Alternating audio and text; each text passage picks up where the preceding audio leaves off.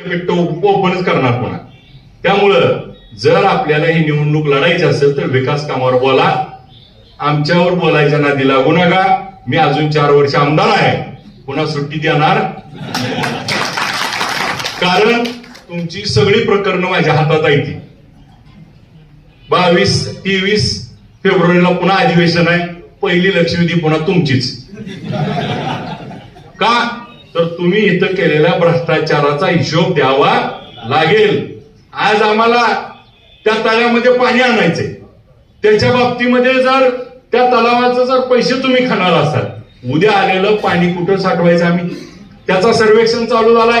आम्ही तिकडून पाण्याची उपसा योजनेला त्या ठिकाणी अंतिम टप्प्यात आणलंय आणि मग आपल्याला पाणी आणण्याच्यासाठी एक वेगळी विशेष योजना त्या ठिकाणी आपण इथं प्रस्तावित केली आहे. त्याचा सर्वेक्षणाचा देखील राधाकृष्ण विखे पाटील साहेबांनी त्याचा एंडोर्समेंट करून पत्र निघालंय. आणि मग आपल्याला ह्या सगळ्या गोष्टी करत असताना, करकमचा सर्वांगीण विकास करत असताना, आपल्या गावाला छत्रपती शिवाजी महाराजांचं स्मारक व्हावं म्हणून आपण सातत्यानं त्याच्यासाठी निधीची उपलब्धता करतोय. मी आपल्याला या निमित्तानं सांगतो की अनेक वेळा आम्ही त्यांना सांगितलं की ग्रामपंचायतनं प्रस्ताव द्यावा लागतो, ग्रामपंचायतनंच द्यावं लागेल का नाही. माझं त्यांना विनंती आहे, आज देखील शान व्हा आणि लवकर तेवढा प्रस्ताव देऊन टाका.